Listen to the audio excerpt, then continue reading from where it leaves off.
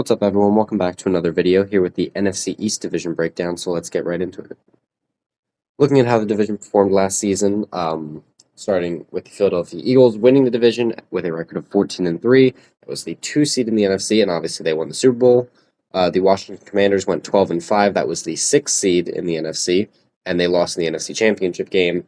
Obviously, the Commanders really overperforming a lot of people's expectations last season. Jaden Daniels, with an electric rookie season, really elevated that team into kind of that contending tier of teams when they were really thought to be in a rebuilding phase.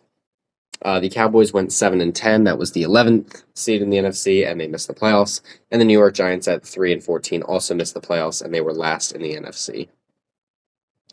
Looking at the individual team analyses, starting with the Philadelphia Eagles, this is, I think, the best team in the league. I think one of the most well-rounded rosters, and just a lot of talent all over the place. Obviously, did win the Super Bowl last year, and I think they're going to be the favorites again this season. Starting at quarterback, I do think Jalen Hurts is a top 5 quarterback in the NFL.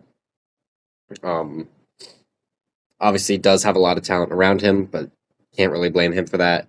And I do think that he does bring a lot to this team, and I am confident in where I ranked him at 5.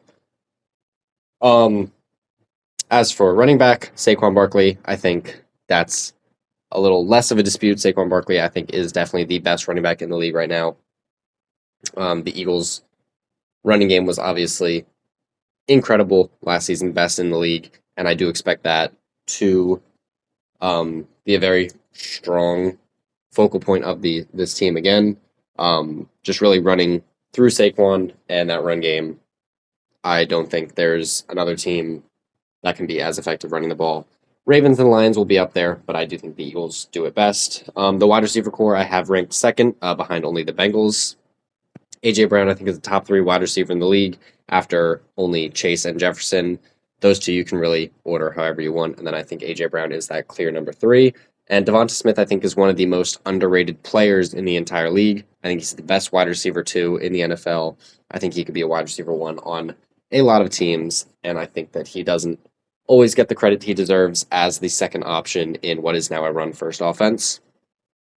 Tight end, Dallas Goedert, I do think he is a top 10 tight end in the league. He has had some injury issues the past few seasons, but when he's on the field, he obviously plays very well. And Grant Calcaterra, the Eagles' backup tight end, who obviously stepped in for Goddard in his absence this last season, played pretty well, actually. And I would be interested to see if he gets more opportunities in 12 personnel sets, or just if Goddard deals with other injuries. I do think Calcaterra is a very solid second option. The offensive line, I still have ranked as the best in the league. Obviously, losing Mekhi Becton at guard, but I trust this Eagles coaching staff and Jeff Stoutland to be able to find a guy and coach him up to be, a suitable replacement at right guard. I think the offensive line is going to be fine. Obviously, before Mekhi Becton joined the Eagles, he was really a draft bust, drafted to play tackle for the Jets, never worked out there, and was really a quality starting guard for the Eagles. Now he's with the Chargers. I think that Jeff Stoutland will be able to find a guy who can fill that hole, whether it's Kenyon Green from the Texans or Tyler Steen, who the Eagles drafted a couple of years ago. I think someone will be able to fill that. Obviously, the rest of the line is incredible. Best tackle duo in the league. Lane Johnson and Jordan Mailata are arguably the top 2 tackles in the NFL. And then obviously Landon Dickerson, one of the better guards. And Cam Jurgens did actually a really good job as the successor to Jason Kelce. Obviously, no one can really ever be on that level, but did a fine job at center last season. Moving on to the defense, I think the front 7 is very strong. Less so even on the edge rushers, although I do think there's a lot of upside there, but specifically the linebacker core and the interior defensive line. Starting with the linebackers, Zach Bond, obviously, big breakout season last year, Defensive Player of the Year candidate, and also drafting Jeremiah Campbell in the first round.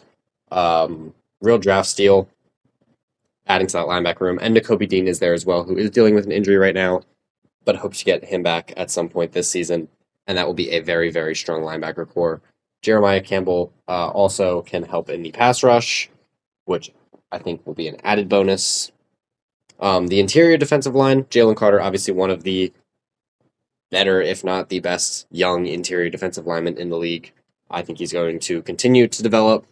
Obviously, the Eagles have kind of hoped to have gotten more out of Jordan Davis at this point, but hopefully he continues to develop and grow.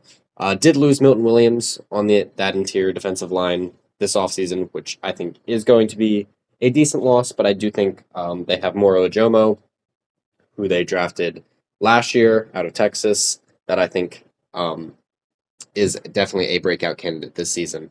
And then off the edge, Nolan Smith and Jalix Hunt really kind of showed flashes and even broke out in the postseason, specifically last season. I think they're going to continue to develop and turn into a really nice pass rush duo this season. So overall, the front seven I think is very strong. I have them ranked second in the league, but I do think there's a lot of teams very close at the top. So I would not, have any issue with them being ranked anywhere in that top 10 range.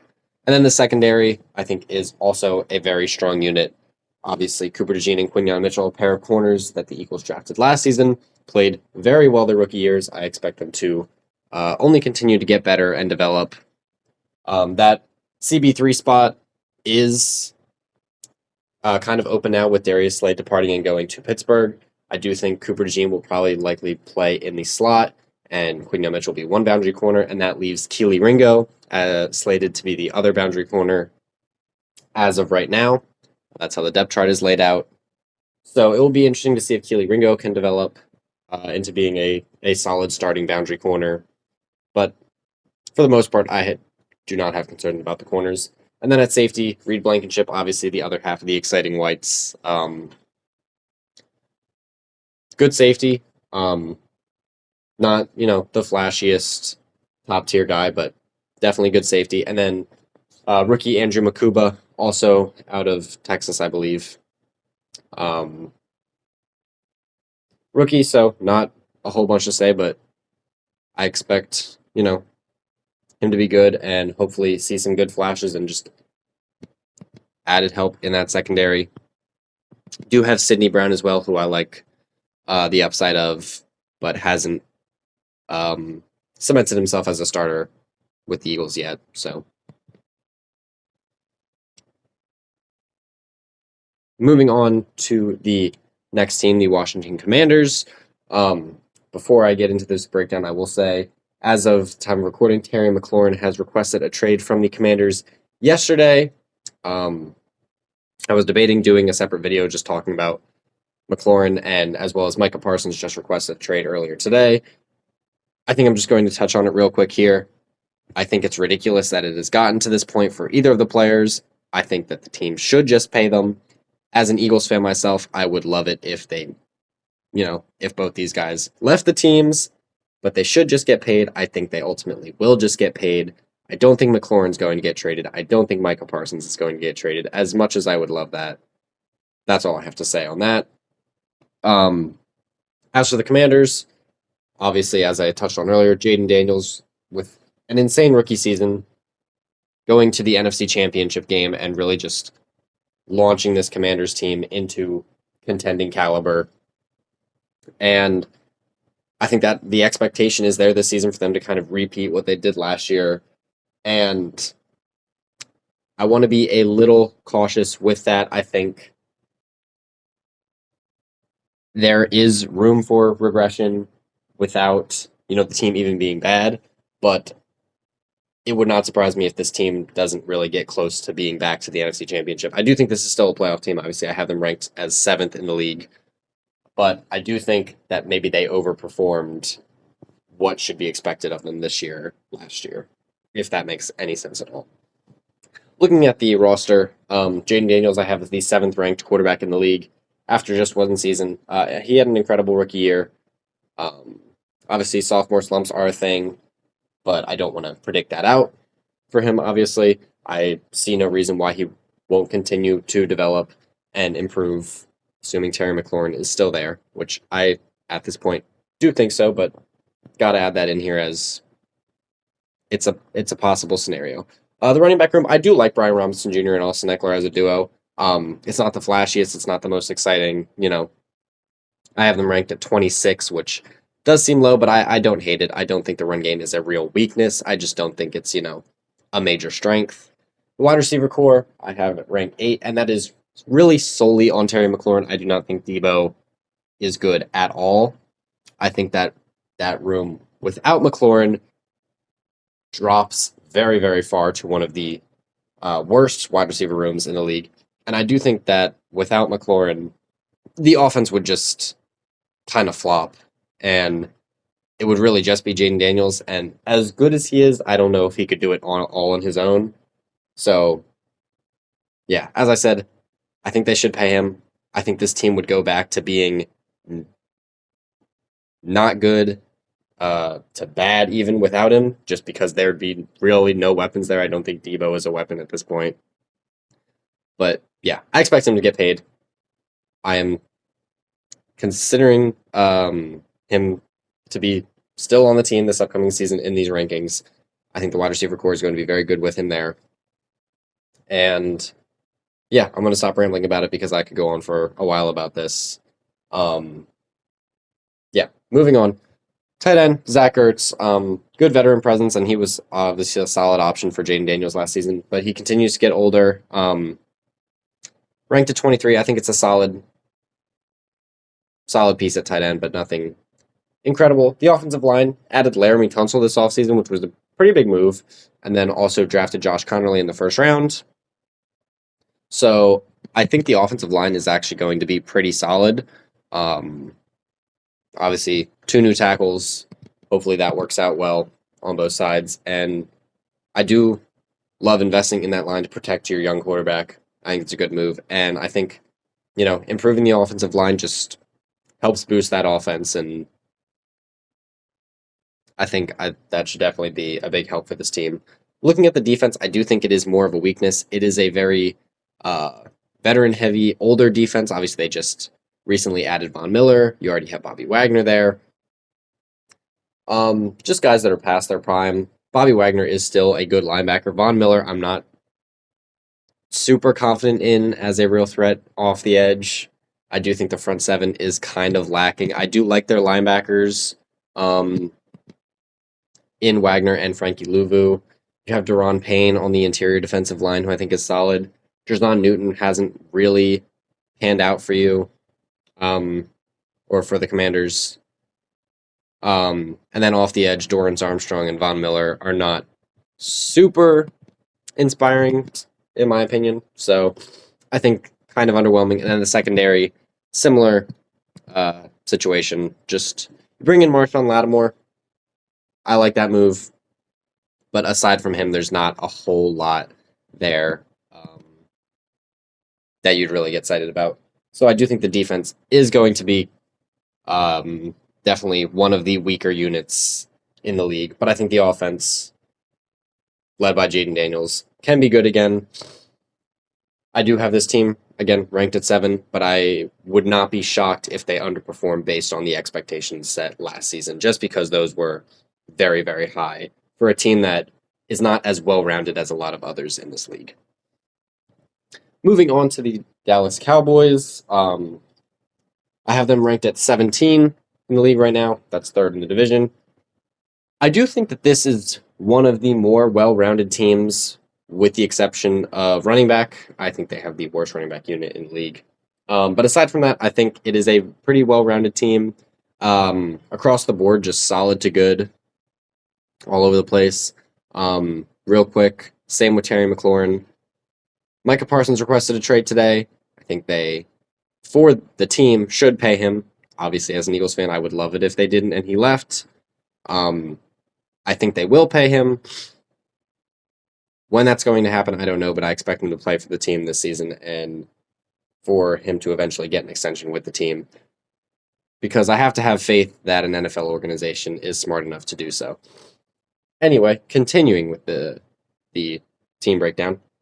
Dak Prescott I have ranked as the 15th best quarterback in the league. I think he's a good quarterback. I don't think he is one of the top tier quarterbacks in the league. I don't think he's top 10. I think 15 is a fair ranking. Can definitely win you games. As I touched on earlier, I think they have the worst running back unit in the league. Javonte Williams is kind of not been it. I did like him early in Denver, but it never really panned out there. Miles Sanders is in Dallas now. Obviously, had some good seasons with the Eagles. Went to Carolina. Didn't go particularly well there. And now I don't know if he's going to be anything with Dallas. And then you drafted Jaden Blue. We'll see if you can get some development out of him, but it's a real uninspiring running back unit as far as I'm concerned. The wide receiver core, obviously, CeeDee Lamb is one of the best wide receivers in the league. Top 5 wide receiver, in my opinion. And bring in George Pickens this offseason, which I actually think, unfortunately, is a very good addition for this Cowboys offense. I think they really needed a second receiving threat behind CeeDee Lamb that they haven't really had a good one since Amari Cooper was there. And I think George Pickens is definitely a tremendous wide receiver, too, for Dallas to bring in. I think that they have a top 10 wide receiver unit in the league. And I think that Lamb and Pickens are going to be an excellent pair of weapons for Dak to work with this season. Tight end, Jake Ferguson, I think, is a good tight end.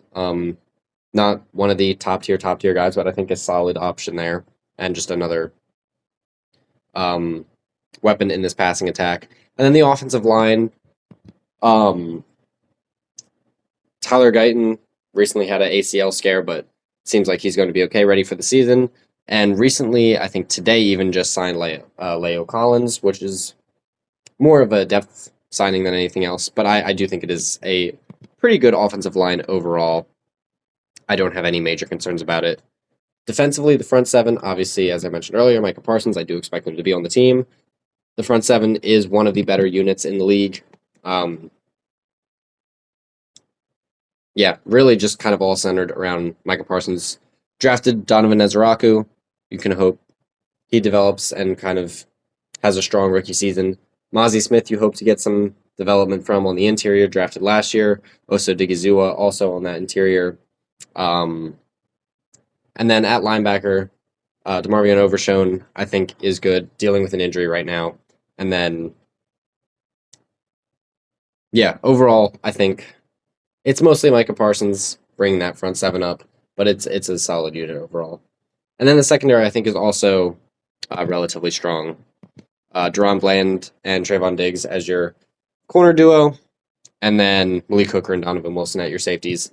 I think the defense is going to be pretty good, and I think the offense definitely has a lot of upside. I like the receiving threats, and by saying that, I don't like them because obviously I hate the Cowboys as an Eagles fan.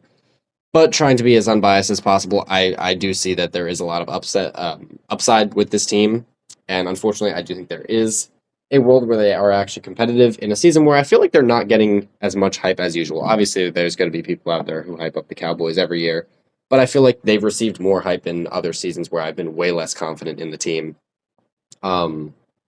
Really, I think the defense will be solid, and I do think the George Pickens acquisition will really help boost that offense into being more competitive. Moving on to the fourth and final team in the division, the New York Giants. It's not great. I have them ranked as the 29th best team in the league. And as you can see from the position group ratings, there's a lot of red, a lot of not great.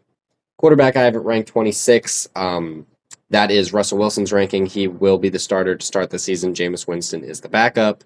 I don't think Jameis Winston will see any playing time, barring a Russ injury in the first 3 to 4 weeks of the season. I think Russ will take it for a while and eventually be benched for Jackson Dart.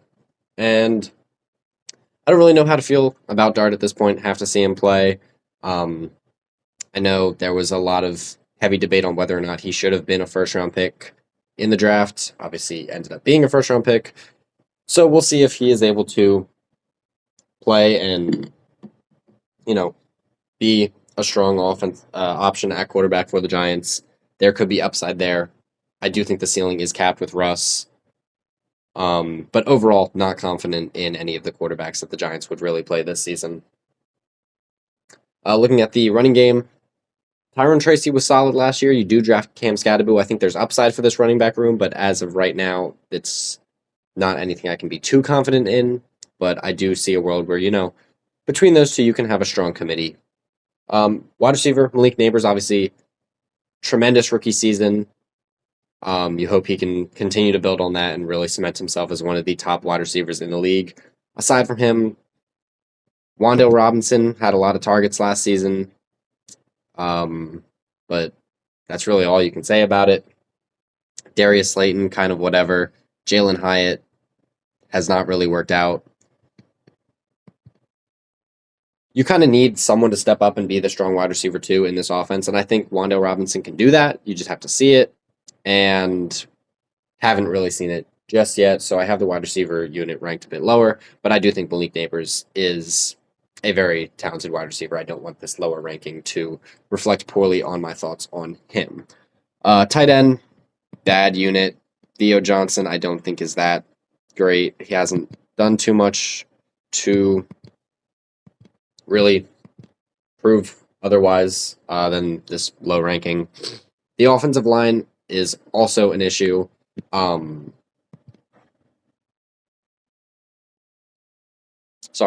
Andrew Thomas, obviously one of the better tackles in the league, very strong option. But aside from him, it's not great. I have concerns about the offensive line for sure. The one bright spot on this team, and it is a very bright spot, is the front seven. I think it is one of the best in the league. Actually, I have it ranked as a top 5 unit. Dexter Lawrence on the interior is one of the best interior defensive linemen in the league. And then off the edge, Brian Burns and rookie Abdul Carter, as well as Kayvon Thibodeau. That is an incredible trio of edge rushers. Obviously, Kayvon Thibodeau has not been exactly what the Giants have hoped for when they drafted him. But if he's your third option off the edge right now after Brian Burns and Abdul Carter, that is an incredible pass rush rotation to have. Dexter Lawrence up the middle as well. And then Bobby Okereke and Micah McFadden at linebacker. I think it is a very, very strong front seven unit, which, is really good. And unfortunately, I think the secondary is pretty weak. Drew Phillips was a good slot corner his rookie year last season. And then you bring in Javon Holland from the Dolphins and hope he can be strong at safety. But Deonte Banks has not been great at corner. You have Paulson Adebo on the other side. And then Tyler Nubin, your other safety spot. There's youth there that you hope can develop, but overall it's just not great. I do think that having a strong pass rush, and they do have that, can help relieve some of the pains of the secondary, but I think that it's going to bring the defensive ceiling down overall for the Giants. Overall, I feel like the front seven is definitely very, very strong, and I think it can maybe give this team some upside. Russ can be solid enough. Maybe Jackson Dart has upside. Malik Neighbors is a legit weapon. Maybe there's a decent run game. I do think the ceiling is probably capped. I don't think the Giants are going to be super competitive, but maybe there's a higher floor there than a lot of people expect. Looking at my projections for each team this upcoming season, I will preface it as I have in all these videos. The estimated win total is not a projected record because obviously these records would not be possible. That is an estimate of how many wins I think this team could get. So starting with the Eagles, I think that they are going to win the division again. I think they're going to be one of the top teams in the NFL, and I think they will be contending for the 1 seed in the NFC. I think they can win anywhere between 11 and 14 games. Anything less than 11, I think, would definitely be a disappointing season, and anything over 14 just seems unrealistic to project at this point in the year. As I said, I do expect them to finish first in the division, and I do expect them to make the playoffs, giving them a 99% chance. As for the Commanders, I do think there is a floor of about 9 wins, which definitely would be a big disappointment. But I think if you take a step back and look at the entire team, aside from Jaden Daniels and Terry McLaurin, really, there are definitely some issues. Um, Defense is not as strong, and don't have a whole lot of offensive weapons outside of Terry McLaurin. But also, we know that Jaden Daniels is incredible, and we saw what the Commanders were able to do last season. I do think they have, a relatively high ceiling built in as well.